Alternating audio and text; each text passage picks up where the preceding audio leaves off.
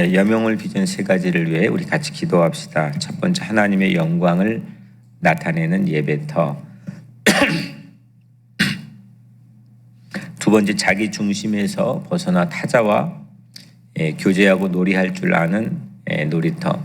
세 번째로, 복음 인재를 양성하고 키울 수 있는 배움터. 이 세 가지 가치를 마음속에 새기고 같이 기도해 주시길 바랍니다. 지난번 새벽과 또 오늘 이렇게 해서 이제 요한계시록 총정리를 이제 마치려고 합니다. 4개월 40번에 걸친 또 이 하나님께 주신 요한계시록 강의를 통해서 이번 여러분들의 마음 속에 이 요한계시록의 안에 담겨 있는 하나님의 특별한 뜻과 은혜가 여러분들 안에 가득 채워지기를 간절히 축복합니다. 요한 시리즈니까 요한에 대해 제가 잠깐 말씀드렸죠. 요한을 너무 다양한 오래 살았으니까 우선, 그리고 많이 성경을 남겨놓았고요. 또 한 일도 많았기 때문에 이거다라고 정확하게 말하기가 참 쉽진 않지만 그래도 그가 가지고 있는 특별한 렌즈를 두 가지를 소개해드렸죠. 하나는 예수고 하나는 교회라고 하는 걸 소개해드렸습니다. 교회 기둥이라고 불려졌고 또 예수를 가장 가까이에서 있었던 그 예수를 사랑하는 사람, 자기를 요한복음에서 마지막에 그렇게 표현하죠. 예수를 사랑하는 자. 그러니까 예수를 너무 사랑하고 갈망하니까 예수가 있던 없던 상관없이 예수를 가장 잘 표현하고 말할 줄 아는 사람이 요한이었습니다. 그리고 또 교회로부터 고립시켜서 반모섬에 가두어 놓았는데도 불구하고 그 교회를 너무 갈망하고 사랑하다 보니까 기둥의 역할을 충분히 감당했던 사람. 그래서 오늘 말씀 본문을 우리 같이 읽었는데 이 본문 안에 이 두 가지가 잘 나타나고 있는 것 같습니다. 지난번까지는 1장부터 5장까지를 리뷰를 간단하게 해봤고요. 오늘은 6장부터 살펴보려고 합니다. 요한계시록엔 4가지 환상이 나온다고 그랬죠. 그때마다 성령 안에서라는 문구가 나오는데 1장 10절, 4장 2절, 17장 3절, 21장 10절. 그 중에 가장 많은 분량을 차지하는 게 4장 10절부터 나오는 16장까지 나와 있는 얘기죠. 특별히 4장 하늘 보자, 6장은 두루마리. 이제 6장부터 세 가지 재앙이 16장까지 펼쳐지죠. 첫 번째가 7인 재앙, 두 번째가 7 나팔 재앙, 그리고 세 번째가 7 대접 재앙이죠. 7인 재앙은 6장에서 6개의 인이 열리고 재앙이 시작되고요. 그 다음에 8장에 7번째 인이 소개가 됩니다. 그리고 8장 9장에는 7 나팔, 11장에까지 해서 7 나팔 재앙이 쏟아지고요. 그 다음에 16장에서 7 대접 재앙이 펼쳐지죠. 그래서 7인 재앙을 우리가 차례대로 잠깐 보면 첫 번째 인이 열릴 때 다 우리가 했던 건데 정확히 다 기억할 필요가 없습니다. 왜 나는 기억 못하지? 기억력이 감퇴됐나 봐. 난 늙었나 봐. 그렇게 하실 필요가 없습니다. 저도 잘 기억 못합니다. 다만 제가 이렇게 자꾸 여러분들에게 반복을 해드리는 이유는 이 책이 가지고 있는 흐름을 여러분들의 마음속에 익숙하게 적시면 됩니다. 성경을 이거 지식적으로 많이 기억해서 성경이 나에게는 큰 도움을 주는 경우보다는 성경이 내 안에 적셔져서 그 흐름을 타고 가면 되는 거니까요. 그래서 그러면 다른 말씀을 볼 때도 또 세상에서 내가 어떤 말씀이 떠올라 해석을 할 때도 그 적셔진 말씀 자체가 여러분들의 삶에 지대한 영향을 미치기 때문에 외운 말씀이 나에게 영향을 미치기도 하지만 꼭 그렇지만은 않습니다. 그럼 유대인은 아주 선하게만 살아야 되겠지만 그렇지 않거든요. 여하튼 여러분들이 제가 지금부터 소개해드리는 게 기억 안 난다고 그래서 그거에 괜히 마음 상할 필요가 없다는 걸 이유를 말씀드리는 겁니다. 6장에서는 6번째까지 인이 열렸죠. 첫 번째는 흰색 말을 탄 자가 오는데 거짓 메시아입니다. 거짓 메시아가 오고, 두 번째는 붉은 말을 탄 자가 전쟁을 가져옵니다. 세 번째는 이제 그 검정말을 타고 저울을 가진 자가 오죠. 불평등을 얘기하는 거죠. 첫 번째는 거짓 메시아, 두 번째는 정치죠. 두 번째는 전쟁이 일어나고, 세 번째는 저울, 불평등, 사회적 불평등을 얘기합니다. 네 번째 인이 열리면서 청황색 말을 탄 이가 전염병과 죽음을 가져오고, 다섯 번째 인이 열리면서 흰 두루마리를 입은 순교자에 대한 박해가 이제 나옵니다. 여섯 번째 인이 열리면서 천재지변의 재앙에서 이제 사회가 도망가는, 공동체의 도시가 도망가는 모습을 보여줍니다. 이게 이제 6장에서 6가지 인이 오는데 아마 그거 써가지고 외울 절대 그럴 필요까지는 없습니다. 물론 뭐 외우면 좋겠지만 또 시간 지나면 잊어버리기 때문에 그걸 기억하려고 하기보다는 키워드를 기억하시면 됩니다. 7장은 뭐죠?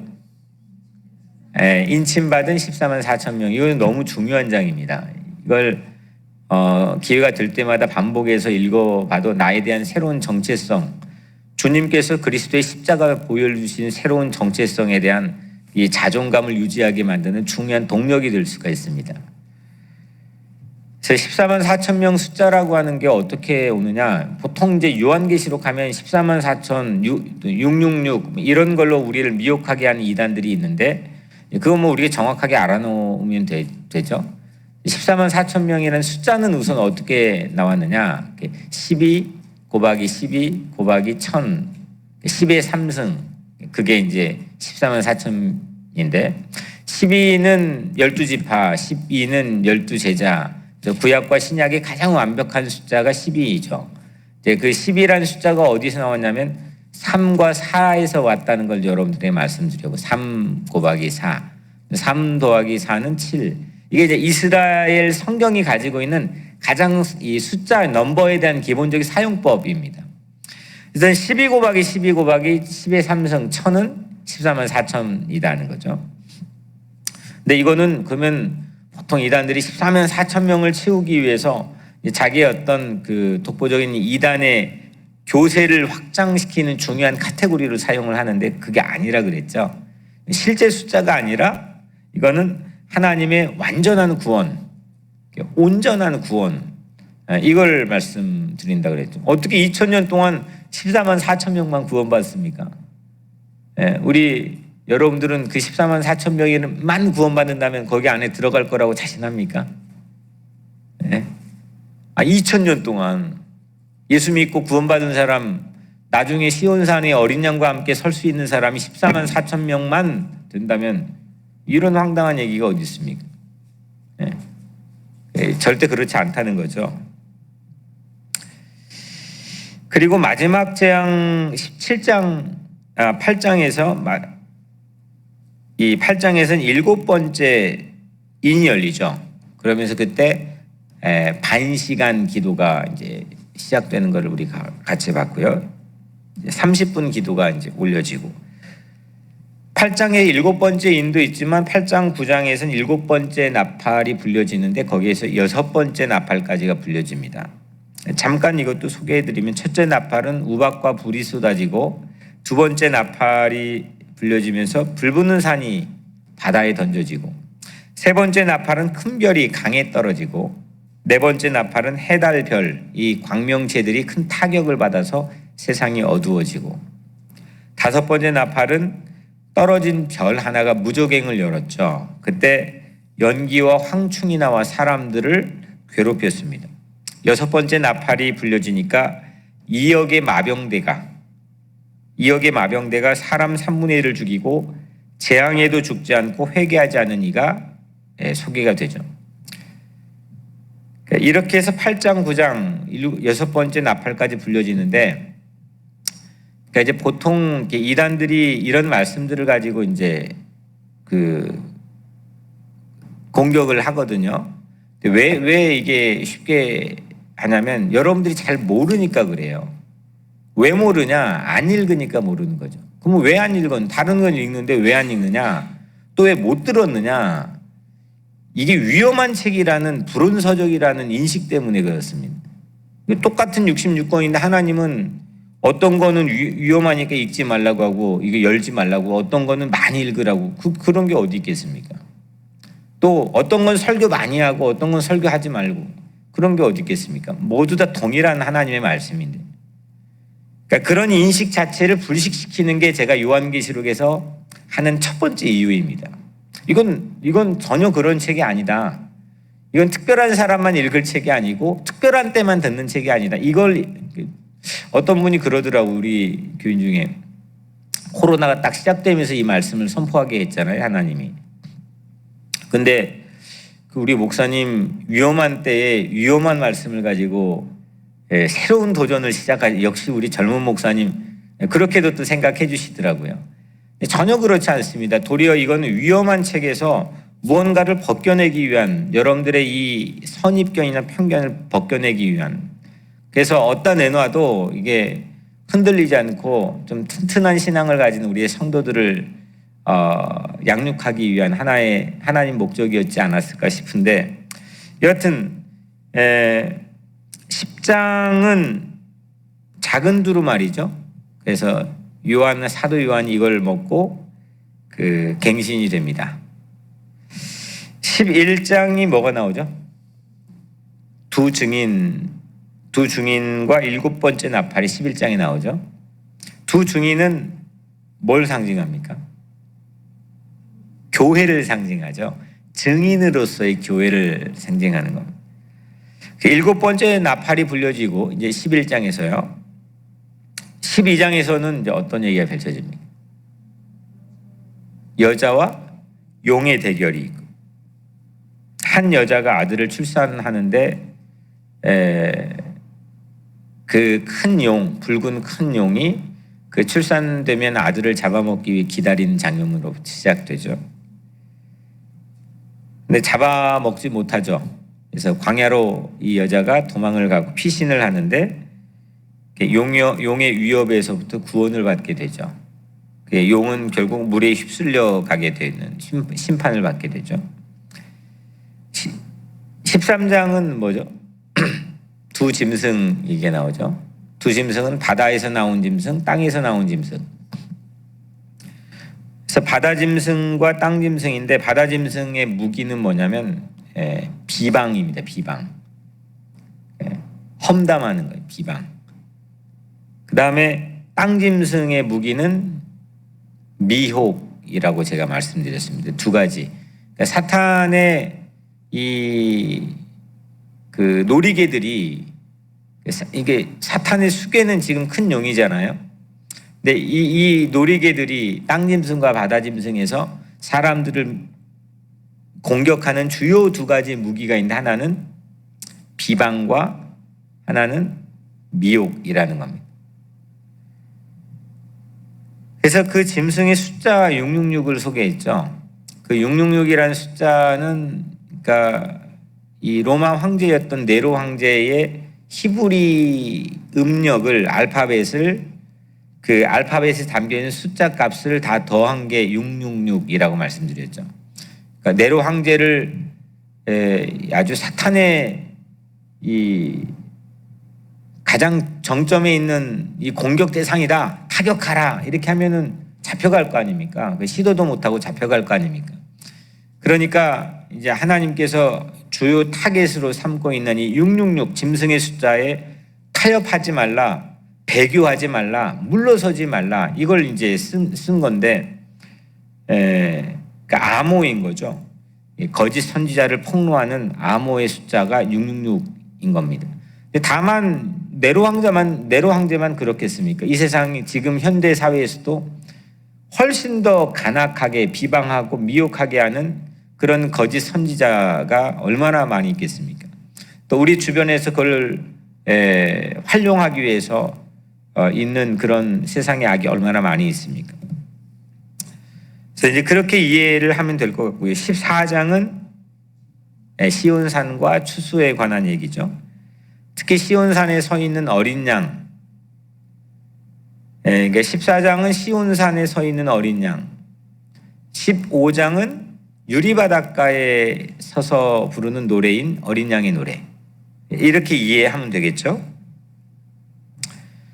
그래서 시온산에서는 어린 양이 14장에 14만 4천 명과 함께 있다는 모습을 우리에게 보게 되고, 추수는 이때 그 어린 양의 손엔 예리한 낫이 들려져 있어서 때가 되어 추수를 하는 모습을 우리가 보게 되었습니다.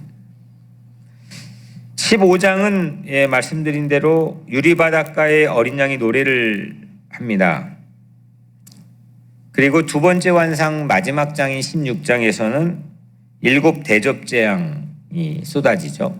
일곱 대접 재앙, 이제 마지막 최후의 재앙인데, 거기에서 나와 있는 16장에 나와 있는 그 유명한 전쟁 중에 하나가 아마겟돈 전쟁이었죠. 아마겟돈은 무깃도, 이스라엘 지명인 무깃도에서 나온 말인데, 최후의 전쟁을 이제 의미하는 겁니다. 그래서 마귀 세력을 일망타진할 유인 작전, 무깃도라는 최고의 그 황금 같은 땅으로 유인했던, 늘 강자들이 호시탐탐 노렸던 나봇의 포도원이 있어서 아합 왕과 이세벨이 그거를 강탈했던, 그럴 정도로 아름다운 풍요의 땅, 거기로 마귀를 다 유인해서 이 마지막 최후의 전쟁을 하게 되는 아마겟돈이라는 상징적인 장소를 얘기하는 거죠. 그래서 이제 두 번째 환상을 요한이 다 봤습니다. 그리고 이제 17장부터 22장까지가 중요한 장인데, 17장은 뭐죠? 큰 음녀가 나오죠. 근데 누가 이겨요? 어린 양이 큰 음녀를 이기리로다.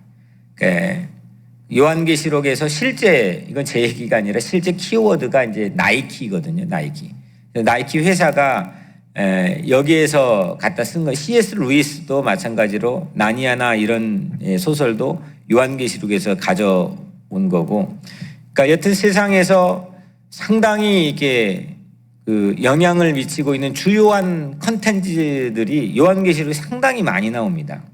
그만큼 상당히 파워풀하다는 거죠. 여튼 나이키라고 하는, 니칸이라고 하는 헬라어에서 나이키라고 하는 말이 왔는데, 어린 양이 큰 음녀를 이기리로다. 물 위에 앉아 있는 큰 음녀는 뭘 뜻한다 그랬죠?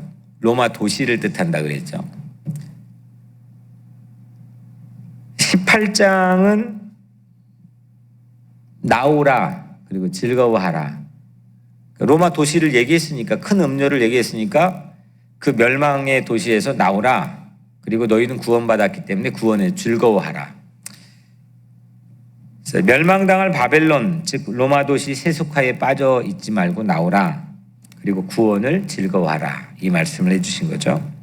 19장은 두 개의 노래가 소개가 되는데, 하나는 백마부대, 백마를 탄 어린 양 이 예수 그리스도를 따라가는, 백마를 탄 이 예수를 따르는 수많은 사람들. 그게 이제 그 영화의 나니아에 나오던가, 그 마지막 장면에 쫙 나오잖아요. 그 할아버지가 쫙 해가지고, 근데 거기에 대한 그 판타지를 가지고 온 하나의 중요한 메타포인 거죠. 여하튼 백마부대 승전가와 최후전쟁의 승전가를 두 개의 노래를 19장이 담고 있습니다. 20장은 천년왕국이 나오는데, 천년왕국 제가 이제 세 가지로 나눠서 3편 시리즈를 설교를 했었죠. 첫 번째는 사탄의 결박, 두 번째는 왕노릇, 세 번째가 최후의 심판, 사탄의 결박, 왕노릇, 최후의 심판. 21장은 새하늘과 새 땅 두 가지의 기능을 소개했죠. 하나는 지우는 기능, 모든 거를, 우리는 지울 수가 없는 거를 지워주시는 기능, 과거를 지워주시는 기능, 우리 죄를 지워주시고, 새하늘과 새 땅을 지워주시고, 악의 상징이었던 바다를 지워주시고, 이런 지우는 기능. 두 번째가 함께하는 기능, 함께하는 은혜를 우리가 살펴봤죠. 그리고 새 예루살렘의 도시의 자재와 조명도 우리가 살펴봤습니다. 이 자재는 측량하는 이 수치들을 우리에게 소개했는데, 한치의 오차가 없다는 겁니다. 완벽하다는 거죠. 그리고 해, 달, 뭐 이런 광명체의 별이 전혀 필요가 없는 그런 새 예루살렘의 조명을, 라이트 시스템을 우리에게 소개했죠. 왜냐하면 하나님의 영광이 늘 비추기 때문이라는 겁니다. 그리고 22장 마지막 장입니다. 마지막 장은 새 예루살렘. 그러니까 21장은 뭐라고 했죠? 새 하늘과 새 땅. 그 다음에 22장은 새 예루살렘. 19장은 두 개의 노래. 18장은 나오라 즐거워하라. 17장은 이기리로다. 됐죠? 그래서 마지막 22장은 새 예루살렘 도시를 말하고 있는데 이게 이제 마지막 장 아닙니까? 그러니까 계속 무슨 얘기를 한 거냐면 결국 이 악의 그 뿌리와 같은 로마 도시에 저항하는 지금 그 로마 도시 핍박과 박해로부터 결연하게 지켜내는 교회를 지금 얘기하고 있거든요. 그 교회를 격려하고 배교하지 않도록 그 교회를 붙들고 있는 편지를 지금 요한이 쓰고 있는데 그 로마 도시에 맞서서 나이키 승리해야 될 새로운 예루살렘의 도시, 궁극적인 하나님의 나라의 완성을 얘기하는 거죠. 다시 말하면 우리가 얘기하는 천국, 하나님 나라를 얘기하는 겁니다. 근데 이제 여기 얘기하면서 최초의 도시를 얘기했죠. 지금 도시 얘기를 쭉 하고 있으니까. 최초의 도시는 에녹 도시인데 죄악의 결과로 세워진 도시, 가인이 만든 도시죠. 창세기 4장에 나와 있는. 그리고 최후 도시는 새 예루살렘 도시인데 이게 어떻게 이게 급변하게 반전이 일어나느냐. 이번 주일날 설교 때도 제가 그 반전 얘기를 또 하게 될 텐데 이 성경에서 이게 상당히 중요합니다. 어떻게 반전이 히브리어로는 접속사 와우인데 시편에는 이게 히브리어를 몰라도 되지만 이게 와우입니다.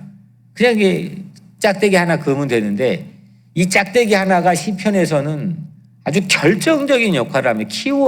열쇠 같은 역할을 합니다. 왜냐하면 하나님께서는 늘 반전을 숨겨놨는데 그냥 밋밋하게 예상대로 가다가 이 시편에서는 분위기 급전환이라고 하는 반전이 와우 하나만 딱 넣은 걸로 시편에 완전한 다른 맛이 생긴다는 것. 이게 하나님이 하시는 일이라는 겁니다. 여튼 오늘 이 에녹 도시, 최초의 도시에서 최후의 도시, 새 예루살렘 도시, 창세기 4장에서 요한계시록 22장으로 어떻게 이렇게 급변할 수 있느냐, 반전이 일어날 수 있느냐.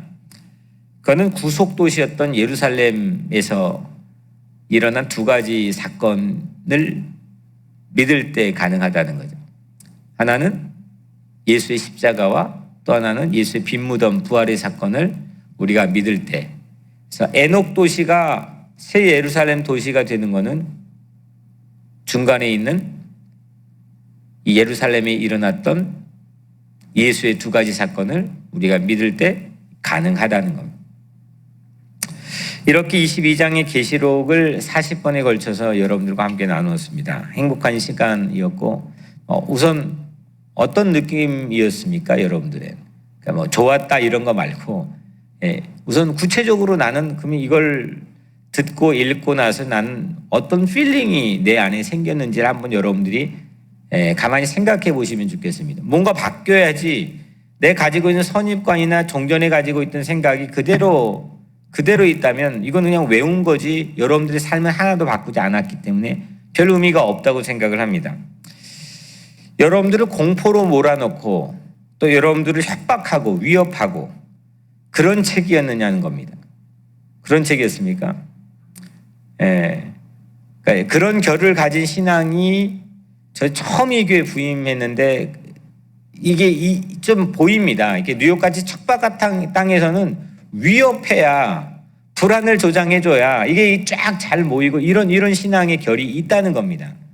근데 전혀 그렇지 않다는 겁니다. 우리 주님이 뭐 힘이 약해가지고 우리를 위협할 일이 있겠습니까? 우리 주님이 뭐가 아쉬워서 우리를 위협해가지고 불안을 조장해가지고 그 성경을 읽게 해서 하나님 앞으로 오게 하겠습니까? 그런 책이 아니라는 거죠. 이거는 반모섬에 갇혀있는 사도 요한이 로마 제국의 핍박에 저항하면서 믿음을 지키는 소아시아 7교회에 보낸 편지입니다. 교회가 가지고 있는 이 결기, 이 험한 세상 속에서도 교회만이 반짝반짝 빛날 수밖에 없는 이 하나님의 은총, 이거에 대한 확신, 이거에 대한 계시를 본 자가 쓴 책인 거죠. 그래서 성도들, 이 핍박에 노출되어 있는 성도들을 위로하고 붙잡아주고 격려해주고 따뜻하게 안아주고 또 반드시 교회는 나이키한다, 승리한다는 것을 약속하는 위대한 희망의 책입니다. 그래서 이건 희망의 책인 거죠. 소망의 책인 거를 왜 이걸 이단에게 뺏깁니까? 이 점유를 왜 이단에게 뺏기냐는 거죠. 하나님의 희망이 오늘 교회에서는 반드시 필요합니다. 그래서 오히려 이렇게 코로나로 위험한 때, 어려운 때에는 우리에게 정말 이 희망이 우리 가슴 속을 채워서 세상을 밝힐 수 있는 빛과 소금이 되는 그런 교회의 사명을 우리가 감당해야 될 줄로 믿습니다. 우리는 그래서 그 나이키, 종국적인 승리, 최종 승리는 뭡니까? 결국 예수님이 약속한 게 이루어지는 거 아닙니까? 예수의 재림 아니겠습니까? 예수님이 다시 오신다 약속했는데, 그분이 우리 신랑이 되어주신다 약속했는데 그 약속이 이루어지는 날이 최종의 궁극적 승리 아니겠습니까? 아무리 날고 긴다고 해보십시오. 여기서 개혁을 해보고 뭘 해본다고 해보십시오. 뭐 그게 또 얼마나 새로운 것이 되겠습니까? 저는 정치에 큰 희망이 별로 있지 않다고 생각합니다. 하지만 하나님께서 이 땅에서 또 하나님 나라를 구현하고 실현하기 위해서 최선을 다하라는 사명을 주셨기 때문에 우리는 그렇게 사는 거지만 그것 자체가 우리에게는 궁극적인 완벽한 완전한 이 14만 4천 명의 완벽한 성취가 아니라는 걸 우리는 알지 않습니까? 결국 예수님의 재림, 예수 그리스도가 이 땅에 다시 오시는 재림이 결국 우리의 가장 큰 희망 아니겠습니까? 어차피 우린 이 세상에서 아무리 버텨봤자 죽는 겁니다. 뭐 고쳐봤자 죽는 겁니다. 뭐 좀 연기하는 거지, 유예하는 거지, 죽는 겁니다. 그 죽음이 우리는 끝이 아니라는 걸 알지 않습니까? 우리에게는 희망이라는 걸 뺏어갈 수가 없다는 거 아닙니까? 그래서 오늘 요한계시록 마지막에는 마라나타, 주 예수여 오시옵소서. 아멘. 예수 그리스도의 계시로 1장 1절을 시작한 이 첫 문장이 예수의 그리스도의 재림, 마라나타로 끝을 맺는 게 요한계시록. 완벽한 희망의 책. 세상 그 무엇보다의 희망이 C.S. 루이스 옥스퍼드 교수가 당대 지금까지 최고의 변증가였고 기독교 문필가였던 이 C.S. 루이스가 요한계시록을 뭐 수천 번 읽었다는 거 아닙니까? 그래서 나온 책들이 뭐 지금 우리 청소년들이 읽고 있는 책이고 영화인데, 여하튼 이 계시를 받은 자가, 말씀을 믿는 자가 그리스도 예수의 재림 안에서 모든 것이 역전되고 반전되고 바뀌어지고 승리하게 되는, 나이크하게 되는 그런 이 진리를 여러분들이 모두도 믿게 되기를 주님의 이름으로 간절히 축복합니다. 네, 기도하겠습니다. 기도할 때 이제 제가 기도 제목을 드리면 이 요한계시록이 우리 안에서 씨앗으로, 씨앗 보이지 않는 거니까요. 잘 심령 안에서 뿌려졌으니까 이제 열매 맺게 해달라고 기도해 주시고, 또 내일 거룩한 주일 예배를 위해서 현장 예배가 좀 더 다이나믹하게 성령 충만한 예배로, 하지만 우리 교회 입장에서는 철저하게 준비를 방역을 지키면서 하지만 이제 예배를 빌드업하는 그런 주일 예배가 되게 해달라고 기도해 주시고, 또 여러분들 각자의 모든 가정과 또 삶과 또 여명을 건축을 위해서 우리 같이 기도하는 시간 갖겠습니다. 제가 먼저 기도하겠습니다. 은혜로우신 아버지 하나님 감사합니다. 이제 요한계시록을 우리가 함께 다 읽고 듣고 또 나누었습니다. 주님, 이 말씀의 씨앗, 이 희망의 씨앗 우리의 마음속에 깊이 심겨져서 이단 정도가 아니라 코로나를 넘어 세상의 어떤 핍박과 어려움, 절망도 능히 우리가 이겨나가는 그런 진짜 멋있는 나이키 크리스찬들이 우리 교인들 되게 하여 주옵소서. 우리 교회가 서 있는 곳마다 하나님의 나이키가 선포되게 도와주시고, 하나님의 희망이 선포되게 하여 주옵소서. 이것이 믿음이고 신앙이며 이것이 하나님께서 우리에게 맡겨주신 궁극적인 복음의 열매임을 믿습니다. 내일 거룩한 주일 예배를 사모하는 마음을 주시고 우리가 온라인으로 자칫 흐트러질 수 있는 신앙의 나태함을 이 주일이라는 쉼표 믿음을 통해서 회복할 수 있도록 주께서 우리와 함께하여 주옵소서. 오늘 하루를 온전히 주님께 의지하며 사랑이 많으신 예수 그리스도의 이름으로 간절히 기도드리옵나이다. 아멘.